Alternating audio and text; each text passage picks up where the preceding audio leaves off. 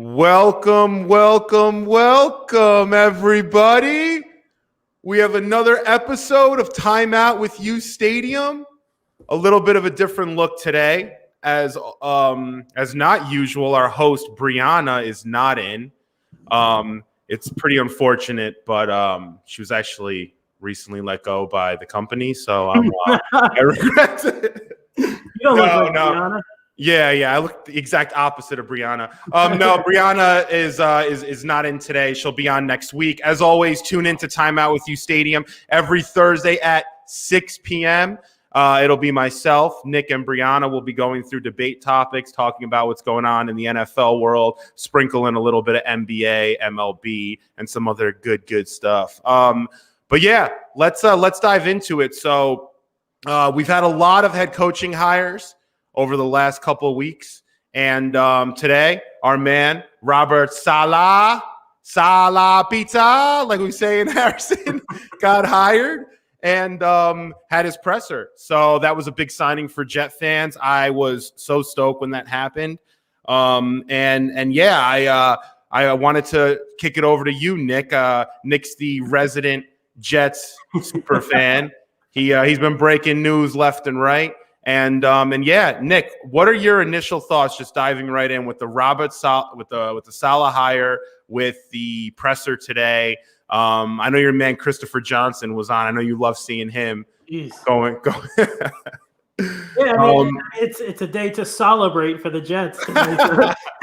No, it was great. I mean, I thought he was very, and you could tell, like, watching in the press conference, why the Jets really fell for this guy and wanted him, as their number one target. He's very comfortable with himself. He's honest. He's himself. You could tell why the players love him. You could tell why the organization fell for him. And you almost felt, dating back to the Gase press conference, you knew it was not going to go well when you saw that press conference. I remember texting you. I was like, I think we fucked up, when they hired Gase the last time. Yeah, I remember that. You feel the exact opposite today, when Saleh, was up there. And, you feel good when Joe Douglas is there. You feel good when Robert Saleh is there. I can't say the same about Christopher Johnson. He just is so weird and awkward. And whenever I see him, I just kind of get chills. He makes me feel uncomfortable. But, I mean, for whatever reason, people seem to like him. Maybe it's just because he's very laid back. He doesn't cause any problems. You could tell he's quick to fall for somebody. He fell for the Adam Gase act. You could see he's enamored with, Robert Saleh. But I do think, Joe Douglas and Saleh even credited to Douglas too. He went through the process. He didn't rush to hire his guy. Saleh was asked what did you think when you remember that? I think it was Tuesday night when they met for a while. They kind of both went to, take on the full interview tour. He's like, I wanted, I respected that Joe Douglas had his plan and he wanted to go through with it, but I wanted to call back. He wanted the job. So you just felt very comfortable about Robert Saleh today. And you could tell why a guy like Richard Sherman loves this guy. He's comfortable. He's real. He's himself. So I think, the Jets finally got it right. And I think with bringing in, Mike LaFleur is the perfect combination. You have a guy in Saleh who's not going to call plays. I love that. You have LaFleur, you have Jeff Ulrich, who they hired as the defensive coordinator. First time for both of these guys, being the head guy of an entire unit. LaFleur was a passing game coordinator with the Niners, so it's going to be an adjustment period for both of them, but for everybody. But I think the Jets have a really good group, and I like the younger vibe of the Jets coaching staff mixed in with a few veterans here and there on the defensive and offensive side of the ball. So I think, the worry about hiring a defensive coach is always, and, what if the offense outperforms your expectations and then Mike LaFleur gets a head coaching job in 2 or 3 years, then what do you do? I like the fact that they filled the staff out with guys who can move up the chain of commands. And if LaFleur does get a job, it would be great, obviously, because that means the Jets offense is playing well. And then you have a younger guy, who could come, and they have got a Calabrese in there too. So that's always good as the offensive assistant. So, well, what I really liked most today was that when Saleh was talking about what he wants to build and what he wants to do with the Jets, is he wants to keep it an honest family-like environment. You saw in the past with the Jets, you have coaches talking behind other coaches' back, reporting stuff to the Johnsons. That's not necessarily true, or it might be. But now you have LaFleur, who has known Saleh for almost 10 years. And now Robert Saleh was actually the best man at Matt LaFleur's wedding. People don't know that. The Packers coach, he was the best man. Nick, you didn't make me the best man. Even though I had a speech at your wedding, you didn't make me the best man. Yeah, I think the speech was enough. Yeah. Yeah, I had to boost a little bit much. If I had one more, that speech would have been real nice. But you should air it on the show one day. But yeah, I really love what Saleh's bringing. I think he's exactly what we needed post Adam Gase. Adam Gase was such a weird kind of guy. You thought he was this genius behind the scenes. I remember when that press conference happened, they're talking about how Adam Gase is where football will be. Like, oh, we don't know who this guy is, but he's going to be where football will be. He's this genius. And that wasn't true at all, obviously. Saleh's coming in. He said he loved the family-like environment, which I don't remember the Jets really having, but bringing that, you know what he reminds me of a lot of, and you're not going to like this. I say, reminds me a little bit of Rex. He's a toned down, sharper, newer age kind of Rex Ryan. He's good for the Jets. He's going to bring a culture that New York can appreciate. A New Yorker is someone that we like family. We like going down the street and talking to strangers and being open about things. I mean, that's how New York is. He fits the personality well, and I think it was a great hire. I do think, though, it's going to take him some time. I don't think he's going to be able to necessarily come in and strike lightning in a bottle right away. But I do really like that. He is someone that is about family, about unity, and he seemed like the right guy after today's press conference. Yeah, I agree with that, and especially looking at the way the roster is. Granted, they have a ton of draft picks, and they have a lot of money in cap space. They can make some moves. And I was talking with Richard Sherman, and he told me, watch out for a few guys that Saleh is going to bring in with him. Kerry Hyder, defensive lineman, Jaquiski Tart, safety, K'Wan Williams, a slot corner. So, similar to, like you said, the Rex mold, and pretty much any hire you make, they always tend to bring in some guys who can be like the coaches on the field for them, for the new players, especially as these guys transition to a new staff and a new defense. So they will bring in a lot of guys who Saleh has experience with, so that will help out. I think the defense, because there is talent, you raved about Quinnen Williams. You have CJ Mosley hopefully coming back. Hopefully he's in shape to play.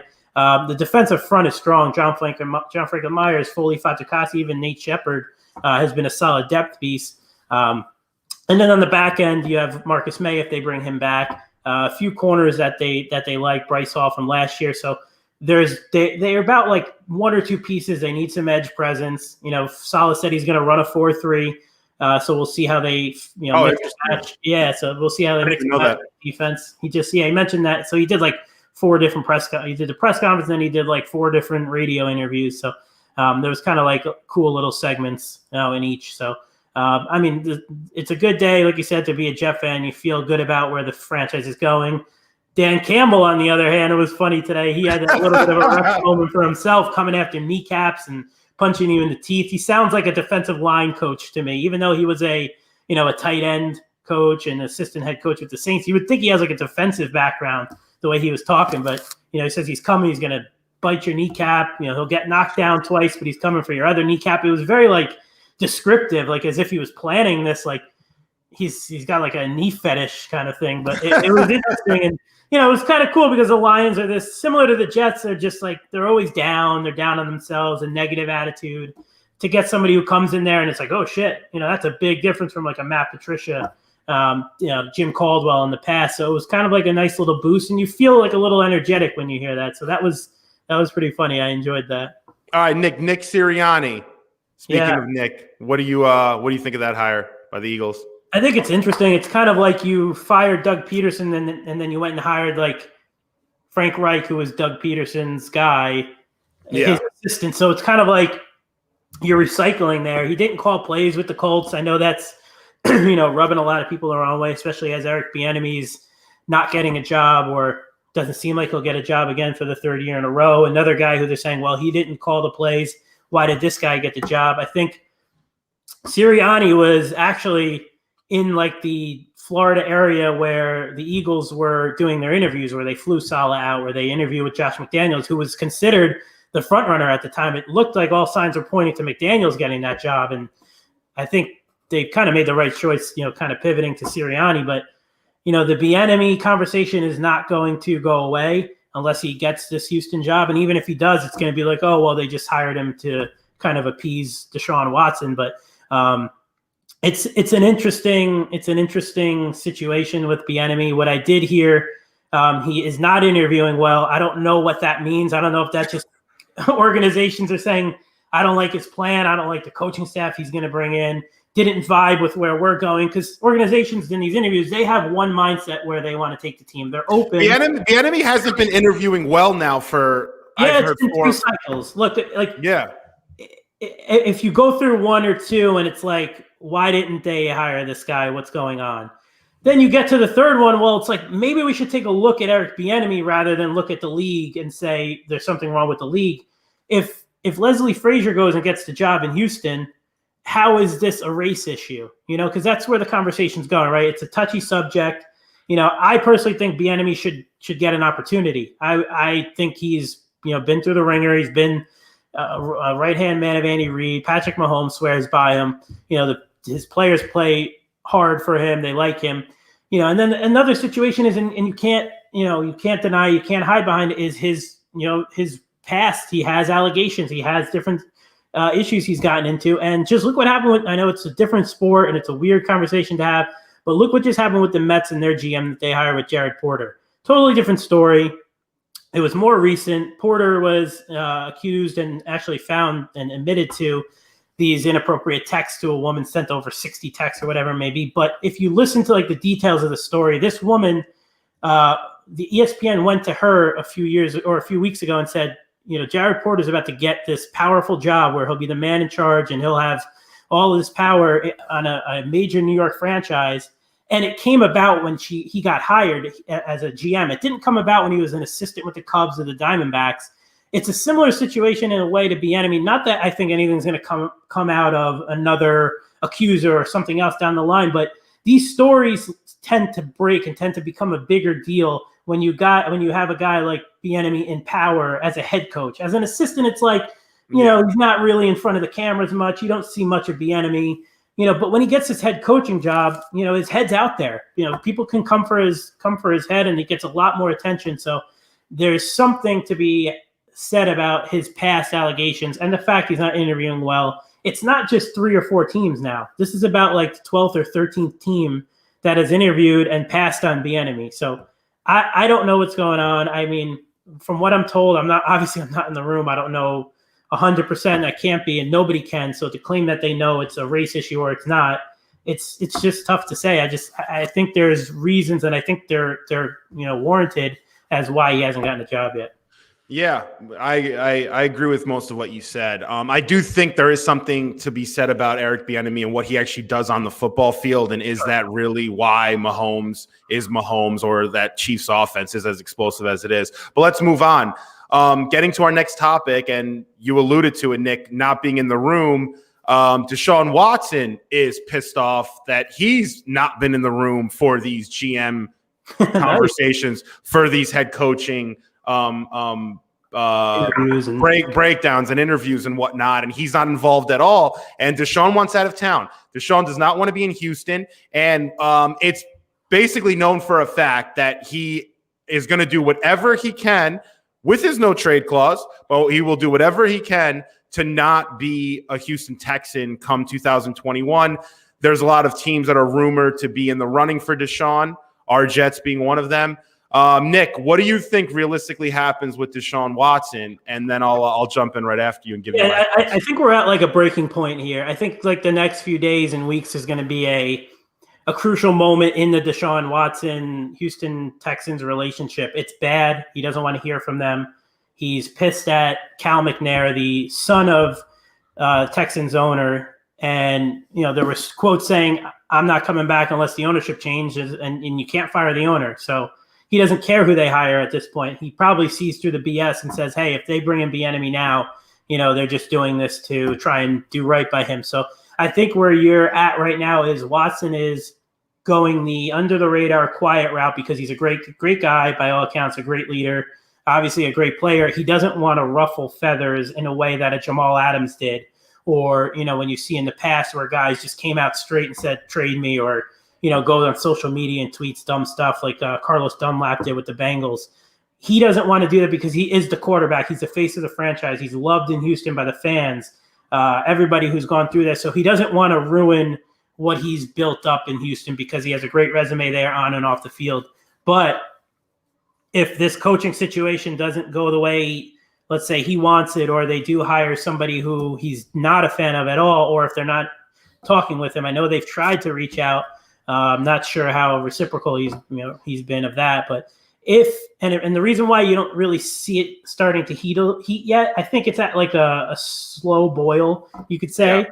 I don't think it's reached that like boiling point to the fact is because he hasn't come out publicly and really put the Texans' backs up against the wall. He hasn't said, well, get rid of me then, or posted on social media. He has like these little cryptic tweets every once in a while, but it's never anything more than just like a rap lyric that somebody kind of like pieces together as a reason to get out of there. He hasn't really said, get me out of here yet. And if that doesn't happen, I think Houston does in the end hold on to him and figures out a way to make it right.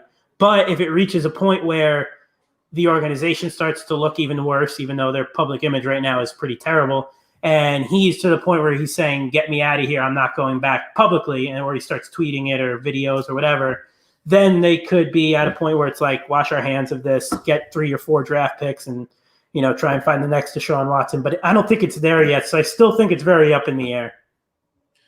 Nick, just look at this guy, though.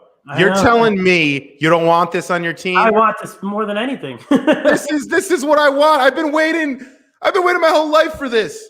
Yeah. Look at this. Look at this. Bam. Perfect. Right in the breadbasket. Oh, I like Will Fuller, too. We got to get him if we can also. What the hell? Bring them both here. Come on over. But what about Allen Robinson? There's more little toying going on between Allen Robinson every day and Deshaun Watson with the likes on Twitter. Yeah, I mean, that would be great. And you know what else would be great if we can find a way maybe to package this 8 seasons. 1, he is an incredible talent, and 2, he's a hard worker. Mm-hmm. There's a reason why Dabo called him Michael Jordan. I mean, that's all you need to know about what kind of guy this is. So yeah, and I think, like you said, like the conversation starts with the 3 first-round picks, right? And and that's why it's always been the Jets and Dolphins in the conversation, because they have those 2 first-rounders this year. Obviously, Jacksonville, 1, they're not going to trade him in the division, and 2, they're getting Trevor Lawrence, so it seems like they're kind of going to go that route, obviously. But the Jets having that number 2 pick is so valuable, and is really the only reason why the Jets are in this conversation. Because when you look at the roster, you look at the new staff coming in, granted he wanted to play, or he wanted the Texans to interview Robert Saleh, they have a lot of work to do. Granted, they have a lot of cap space and a lot of picks, but if they do have the number 2 pick, that gives the Texans the ability to say, all right, with this pick, we're going to take our replacement for Watson so the fans don't absolutely kill us or hate us, right? So maybe you do get a Justin Fields who people see a lot of similarities with there. Then the Jets and Dolphins have that 2nd first-round pick this year, early 2nd rounders, and then the Jets have the luxury of having 2 picks next year. Obviously, the 2023 is in play, but the Texans are going to want picks now, right? They're going to need to cash in. They're going to need to usher in like a new brand of Houston Texans football. They're not going to want to make these picks in a year or 2. They're going to have to sell that to the fans, right? So they're going to want 23, a 2nd rounder, and the next year's 1st rounder. So if that's the case, the Jets still do have 2 first-round picks next year. They can trade Sam Darnold in a separate trade because the Texans are not going to take back Darnold or Tua this year. They're not going to want another team's project. They're going to want their own project, a guy that could start from scratch, a guy that the whole organization is behind, right, in a Justin Fields or a Zach Wilson. So Darnold is too close to a contract. Darnold, you're going to have to literally, Control-Alt-Delete his entire brain of what he's learned about football. And Tua is a prospect who was very hit or miss last year. A lot of teams loved him. A lot of teams didn't even have him in the 1st round. So it's going to be hard to push Tua. There was already a report that the Texans didn't love Tua. So if that's the case, those 2 guys are out the window. Those 2 teams would trade those guys in separate trades to recoup some of the picks. So the word is that the Jets could get a 2 and a day 3 pick back for Darnold. then you still have, you have Watson, you have a second-round pick, 2/3, a fourth, 2/5. You can still build through the draft this year. You'll have a first-round pick next year and another first-round pick in 2023. So it's like you said, a slam dunk. There's not enough you can give up for a guy like Watson at 25 years old. All right, Nick, gun to your head. Where does Deshaun Watson play Houston. come September 2021? Houston. Unless it gets really bad. I don't think so. He's not going to Houston. What do you think? Honestly, I'm not just saying this because I'm a Jets fan. I do think he's going to end up in New York. I do. If they trade him, the Jets are a front runner for sure. Yeah, we have all the draft capital. You look at even what Sherman said, and Nick has a good relationship with Sherm. You see that Sherman knows some things. They speak to some people. They put some stuff out there at times. So I think there's a possibility. I don't think Sherman would just go out there and say exactly go to New York without hearing a little bit, So there's been way too much, way too much smoke in terms of like the Watson to New York thing to just say, oh, he's not going to want to play for New York. All right, yeah, no, I'm with you right there. Let's get to some. Yeah, let's get to some. We'll get to some of your questions. So right now, make sure you like the stream on YouTube and make sure you subscribe. Baby. Yeah, and let's do it. Let's get some of these questions up. They're going to be up against the cap. They're actually going to be below the cap. There was a few incentives and bonuses that some of the guys hit that puts them over the cap this year, with the cap estimated to be like 175, 180. What I did hear is that it's basically a lock that Will Hernandez won't be back. I don't know if that kind of does it for you in terms of Giants rumors, but I think a big decision for them is going to be the interior D lineman is Dalvin Tomlinson or Leonard Williams. Who are they going to bring back? Nick, you got one right here. Are you hearing anything about the Bears defensive coordinator job? Our boy Alec, not Alex. No, Alec. EG. If Alex comes on the show right now, I'm shutting the stream down. So you can tell Alex that's actually why Brianna's not on the show. She was suspended. She was suspended, but it was actually because Alex worried her and she wanted to. Yeah. So yeah. Bears DC. I know they really wanted Aaron Glenn, and he went obviously to the Lions with Dan Campbell. There's the Parcells tree there, the Parcells history. Campbell was a assistant head coach with the Saints, and Glenn was a secondary coach, and he got the DC job there. I saw Mike Singletary. I don't know how legit that is, but nothing like concrete I've heard yet. But the Bears offensive coordinator job is as important of any assistant job that you're going to get. So I'm sure they're going to try and get somebody legit to coach that defense. Yes, I heard that too. That's in the rumor mill. Probably one of the last fan bases I would go to. It could be a legit right guard. You would hold that. I could play guard. Nah, more of like a goal line tight end. People don't realize how flexible Nick is. Nick could do a split. I see him sitting sometimes with his legs spread out. He looks like a subscribe to my OnlyFans. It's on there. Yeah, Ryan, get his OnlyFans up. He's trying to get some subscribers. I was number one, but I think we're trying to get him. Boyer. Oh, Brant Boyer, the special. I know the Jet fans love Brant Boyer, the special teams coordinator. The Jet fans. And I could say this, it's almost like, when you're a parent, only you can talk bad about your kids, but if somebody else says something about your kids, it's like, the gloves come off. The Jet fans are sick in the head. Like nobody else is concerned about the special teams coach besides the Jet fans. Like they're worried about a secondary coach. Like I'm in this awesome Jets group chat with a bunch of these guys. Actually, the uSTADIUM account is, I deleted my Twitter. And they're all like hilarious in there. And they're worried about like Brant Boyer and Denard Wilson, the secondary coach, if they're going to bring them back. I don't know, Louis. I haven't heard anything about it. Apparently, Saleh said that they got calls about both of them to see if they would allow them to interview somewhere else. But I'm sure he's still going through that process. I guess he'd be back. I know the organization likes him a lot. What's crazy is that Saleh has brought up Jet fans a lot. Has brought them up over and over again about why he wanted to come here, because he's like, I love the fan base, and he said Jet fans are desperate, man, and like they have been full court press on Deshaun Watson like I've never seen before. So they want this guy in the worst way, and they're not afraid to show it. Odds Leonard Williams is back with the Giants, 50-50. Like I said, I don't know if he's going to cash in. He'll be back. A year. He had himself a year. That guy didn't have a sack in three. He got a half a sack in 3 seasons with the Jets, and goes out and has 1.5. I would say no for sure because I know he's asking 18 mil. Obviously, the Giants traded a 3 and a 5 for him, but I think what he did this year kind of like cancels out that like desperation need to re-sign him. Because when you trade for a guy and he's coming up on free agency, you look really bad if you let him leave for nothing. Right? You trade for him, he comes in and he's okay, but he had a great year, so it kind of makes Gettleman look good that he made the trade, even if he doesn't bring him back. I think Giant fans will understand, like, I don't think he is who he was this year. I think this year was just kind of like a great year. I don't think he's like this 13 sack kind of guy. So if he's asking for 18 mil in a year where they're really up against the cap and they can't bring him back, I think they'll understand. Yeah, and I just cannot believe the year this guy had. I mean, he's fired off the ball. He got off double teams. He made big plays. I mean, he had such a year. And yeah, he'll probably cash in, but I don't see how the Giants are going to let him go. He plays well in that system. Patrick Graham did a great job at that D. He did. And when you're comfortable in a place and it works for you, why go somewhere else and then things potentially don't work out? So, I think you would want to stay. I just think it's a money issue, right?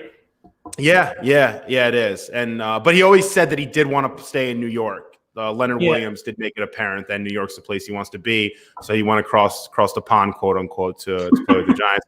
But yeah, let's get into our next topic. So Drew Brees is basically retiring. I think we can all make that assumption. It seems like it's all but done. He hasn't announced it yet, but it's pretty well known that he is. There's been a lot of people discussing about what Drew Brees' legacy is. Where does he rank all time? Is he top 3, top 5, top 10? Just going through some of his stats for some of the casuals out there. Drew Brees had 80,000 passing yards. That's first in NFL history, with Brady looming behind him at second. He has 571 passing touchdowns. That's second all time. Brady's first. But he's 9-9 in the playoffs. He only has 1 Super Bowl. Takes away a little bit from his legacy, that one chip. Nick, Drew Brees for his career. Let's just have a one-off here. What do you think? Overrated, underrated, or just rated? I'm going to say on the rated, slanting towards overrated. I think he's a great quarterback. Obviously, he's in our demographic. We're on the higher end of our demographic in our early 30s. A lot of our listeners and app users are in the lower 20s, even late teens. So to them, Brees was like a king. They saw Drew Brees' entire career growing up. So I think you tend to gravitate and are a little bit more biased when it comes to him. I think he's a little bit of a stat padder. I think playing indoors really helped him. I know he didn't have like the best of supporting cast all the time. He's always had like that number 1 receiver, but like the rest of the cast was always like Robert Meacham's or random guys like Willie Snead and so some of those guys are like drawing a blank on them. But I think he was always a little, and that's why his stats are obviously so good. He's the all-time passing leader, but he was never the best quarterback. He was never even like the second or third best quarterback. He was always like, I guess maybe third or fourth. There was always Peyton and Brady. Then there was like Aaron Rodgers. So it was like, he was never the absolute best. I think he's like, if he's in the top 10, he's 10. But I think when you look at his career look at his career as a whole, I think just that 1 Super Bowl and his stats like indoors. To me, I always wanted a little more. Like he was a machine though, So I don't want to take anything away as if I'm talking like shit about Drew Brees. I think he was awesome. Like there was time like when he was on, he was just like you couldn't stop him. That offense was like, Madden. But to me, when I sit back and I judge his career as a whole, the 1 Super Bowl, the 9-9 record in the playoffs. Did he win an MVP? Maybe 1 if he did. Like I feel like there was always you always wanted a little bit more from Drew Brees. So that's why, if you're talking about him as like the best ever or top 5, I think he's a little overrated. But if you look at him as, all right, is he top 10? Then I think he's like perfectly rated.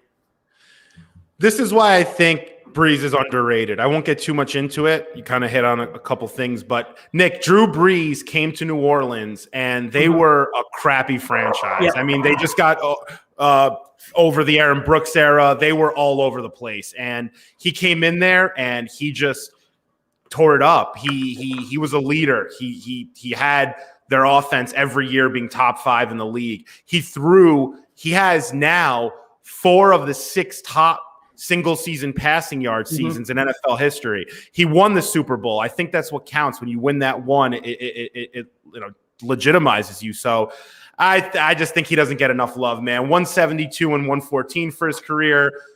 What else do you want the guy to do? I mean, he didn't get his second Super Bowl, but they also got screwed the last couple seasons. They got fooked, as they say. You know, some weird things happened there. So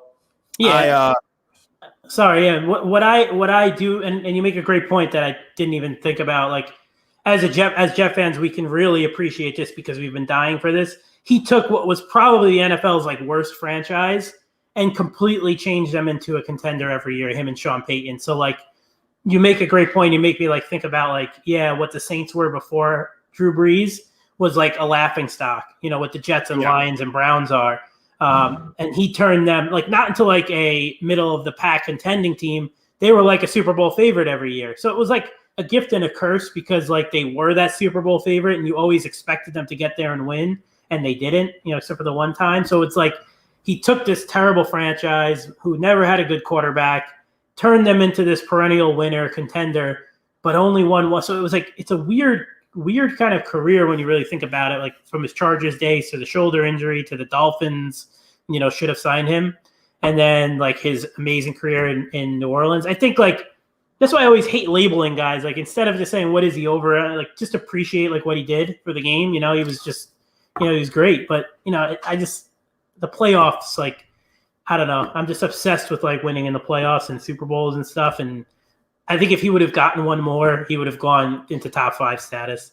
All right. Speaking of top 5 status, let's go to my guy that, I've been thinking about him a lot the last couple of days. So Tom Brady, if he wins his 7th Super Bowl, is he number 1 best American sports athlete of all time? I think he already is. I don't think he's above MJ, Babe, all of them. Yeah. MJ played in a very one-on-one sport, 5 guys on the floor at a time.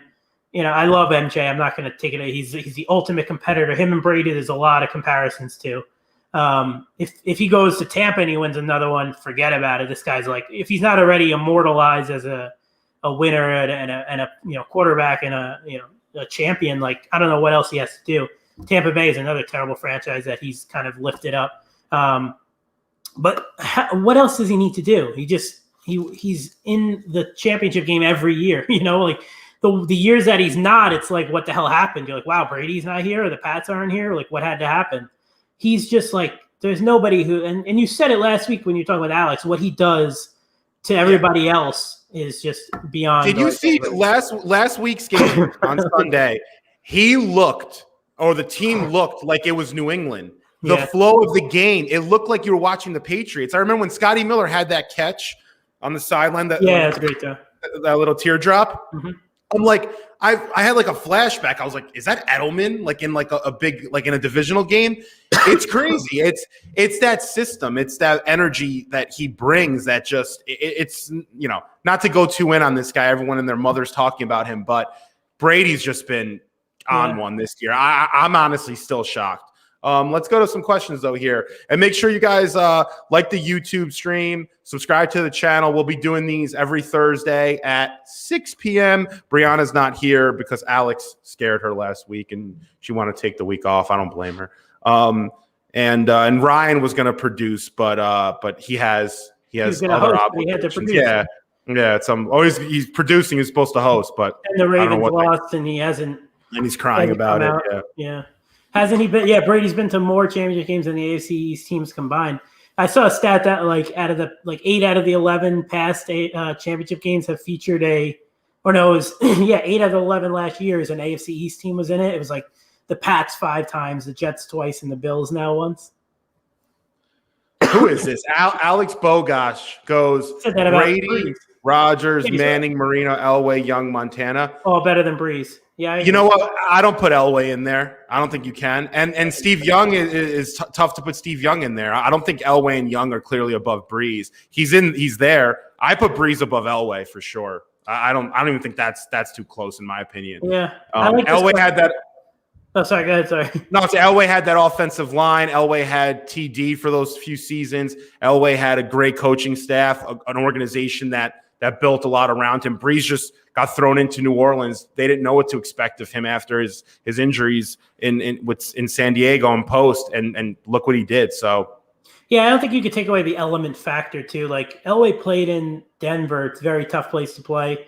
Brees played in a dome. Like I know then you have to talk about like, oh, Young and Montana played in San Francisco. Yeah, but I don't know. I think just that indoor factor playing in, these games against Atlanta and Tampa and Carolina, they're just airing the ball out all the time, so it's like a different style of football, so it's hard to say. Alec asked again another good question because I think it was just a report that Darrell Bevel's the offensive coordinator now. And I like that a lot better than fucking Linehan. I was worried about that for my guy Trevor Lawrence. When I saw that Scott Linehan was the favorite to be the OC and the play caller, because Urban Meyer said he's not going to call plays, I was a little worried about that. But now Bevel in instead of Linehan, I am a very much more comfortable about that. So I mean, Urban's it's gonna be fun to watch, man. It's gonna be different. Like he's up there and he's been out of the game for a little bit, and it's anytime a college coach, and he's a college coach to the core. Like he's not a guy like Matt Campbell seems kind of like an NFL guy. Urban Meyer is like the epitome of a college coach. So last time we saw a guy like that, Nick Saban, didn't go well. So we'll see. I don't know. I don't think it's going to end very well in Jacksonville. The thing with what Urban Meyer has to do in Jacksonville that he can't do in college is you have to allocate a lot of the stuff that you do in the NFL to your GM, to your ownership, to your advisors, to your scouts. In college, you do everything. Yeah. I mean, you're scouting, you're hiring, you're recruiting. I mean, it doesn't stop. You're in-game coaching. You're on the practice field. In the NFL, you're doing a lot more of stepping back and just leading the group of men that you have there. So it's a much different animal, the NFL, than college. So we'll see how that runs for them. All right, let's go to this question, Nick. Thoughts on Haskins to the Steelers? Can I start with this? Yeah, go ahead. This was the dumbest thing I've seen all day. Outside of our producer Ryan not able to get freaking clips going, I wanted to play some clips on the show. Throwing him under the bus. That threw me off the whole damn show. I'm thinking about these clips. Can't even play a freaking clip on this damn thing. I'll take blame for that. Unbelievable, Ryan. You should be done, honestly. But no, I'm kidding. I love you, Ryan. You're a cutie. Ryan should leave the show now and see what happens. Yeah. No, but what are the Steelers thinking? Like, what do the Steelers honestly think Dwayne Haskins is going to bring to that organization? I could see Haskins going somewhere like, I don't know, Tennessee or somewhere where it's not like an organization that has just years and years of this like prowess of being this top franchise. But Haskins to the Steelers? Maybe the Steelers aren't what you think they are anymore. That could be it. I mean, from this move, that seems apparent. But Haskins to the Steelers was the most surprising thing I think I've seen in a while in terms of a team bringing someone in that they do. I mean, do they think of him as someone that can start in a few years? I don't think so. And if they do, then Nick, you're right. Maybe the Steelers aren't who we thought they were. If I'm a Ravens fan, if I'm a Browns fan, I'm loving this right now. Dwayne Haskins. I think it's just more of a flyer on like your quarterback room is filled with Ben, who's crippled, Mason Rudolph, who's terrible, and Josh Dobbs, who's awful. So it's like take a 1-year vet minimum flyer on this guy, bring him to camp, OTAs. If he continues to be the awful quarterback that he is, he doesn't even make the roster and you move on. But yeah, I think it's more of like this guy like didn't really end well in Washington. Ron Rivera kicked him to the side of the road, who's a very patient guy and the father figure essentially. And if he moved on from this guy that quick, it's like this guy's doing something wrong. So maybe, I mean, it's obviously just a flyer. If he plays any meaningful snaps, I'll be stunned. But I think the optics of it is a little weird. Yeah. I still don't understand it. It literally makes zero sense to me. All right, let's get to our last topic of the night, and Already? Then we'll close up shop. We're like Nick. We're at the 35, bruh. Yes. We gotta hurry it up. Nick, Super Bowl predictions. Who plays in the Super Bowl? Who you got? You were 4-0 last week. I was actually shocked. It's the first time you ever went 4-0. So I think Chiefs Packers. That's my head's telling me that Chiefs Packers, but I'm telling you, I think Brady's going to do it again. Oh, so you think the Bucs have a better shot at the upset? Yeah, I do. I think Brady's going to do it again. I think that Tampa Bay team is locked and loaded. They're ready to play. I think they have – this is like maybe Brady's last-ditch effort to get to the Super Bowl. I think they're all going to be focused this week, and they're going to just they're going to come out playing hard. And I don't know. Green Bay's been playing too good. Yeah. There's something, they've been playing a little bit. They've been rolling too much. I think they're due for a little bit of an off day. I think Rodgers is just like when they drafted that quarterback, Jordan Love in the draft, he was like, I'm going all in this year. And I think he's just a man. Like even seeing, I know it's weird to say, like I saw warm-up practice videos today, and he's like, you never see Rodgers like doing like, low key, like vibing. Like he is on another level right now. And I think like anybody who comes in there, but if Brady can, hey man, like you see Tom Brady on that other sideline, anything can happen. It can get in your head, and who knows, maybe Todd Bowles does come up with a way to slow down Rodgers. So I don't think you're going to stop him, but if you can slow him down a little bit and Brady starts clicking, we'll see. But I don't see the Bills really doing anything against the Chiefs, especially if Mahomes is healthy. They have not looked good, even though they won both games. They were outgained offensively by both teams, scored 17 points. I know the offense looked great, but that was because Lamar was terrible, and the Ravens couldn't get anything going. But the Bills team played two kind of sloppy games, but I just don't see them. If Mahomes plays and he's half of 75%, I think they're just too explosive. Yeah. I want the Bills to win. I don't want to see the Chiefs in the Super Bowl, man. Yeah. Like they've just been too good. I don't want to see them in the Super Bowl. I don't think, Jeff fans do either, to be honest. I don't want to see the Bills. They're a little. I disagree. I've been seeing some Jeff fans like the Bills deep down. We want to see our AFC strugglers go up there and do something because we want to be those people. So I don't want another team to be that before us. I'm good. I'll take another Mahomes run, and then hopefully the Packers knock them off. But I don't want to see the Bills. But hey, man, they are a fun team. I won't deny that. They're a cool fan base.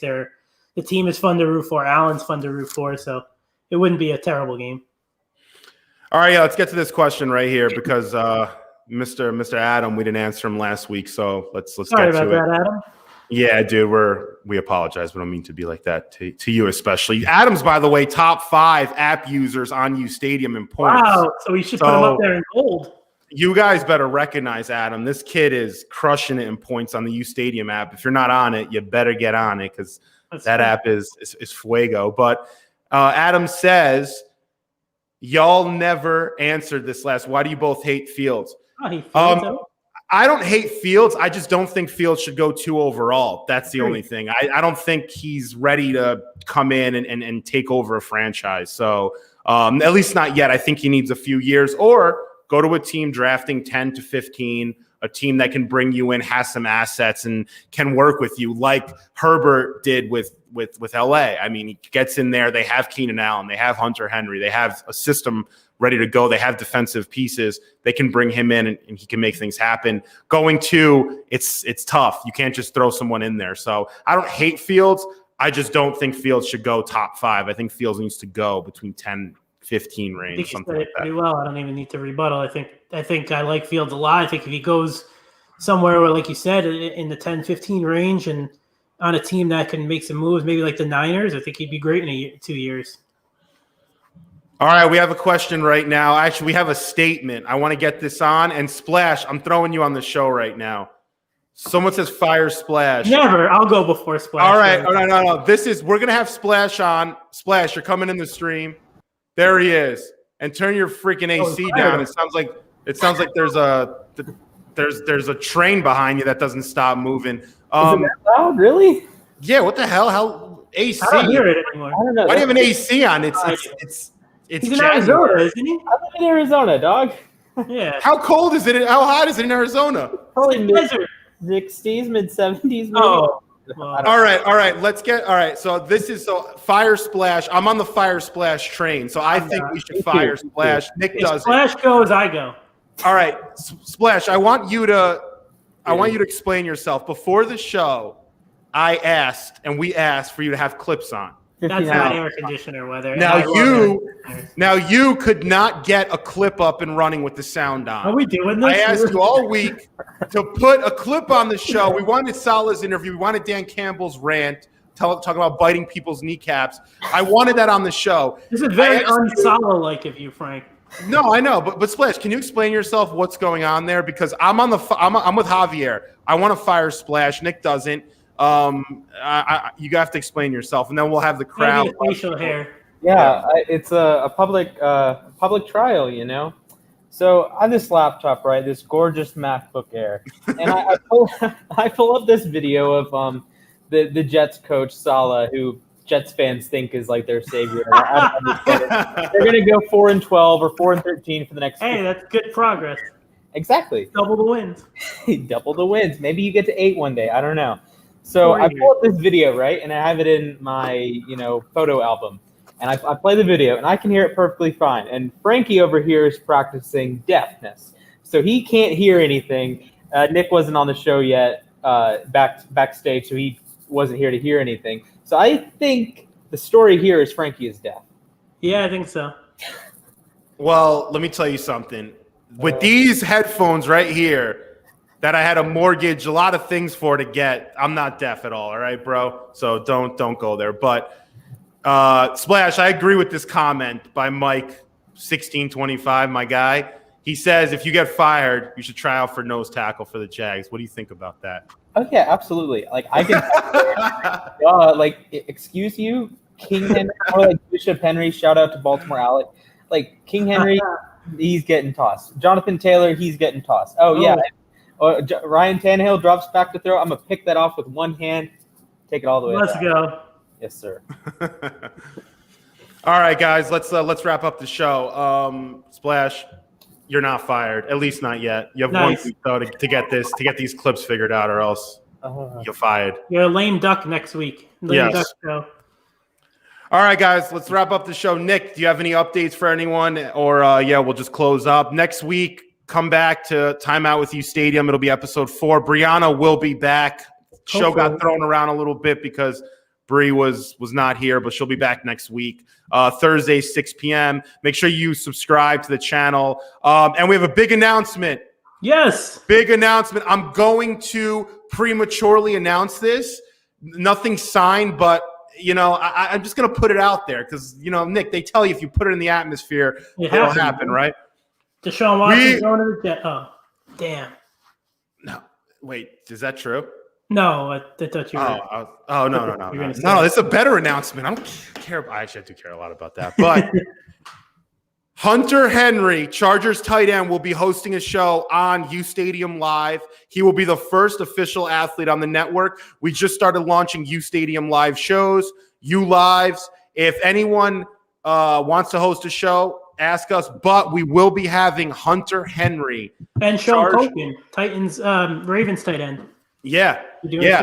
Hunter and Sean will be hosting a show on the network. Hunter will be announcing where he's going to sign this offseason. Hopefully gets that 35-40 mil check so he can, flash that on the show. Brokering his deal.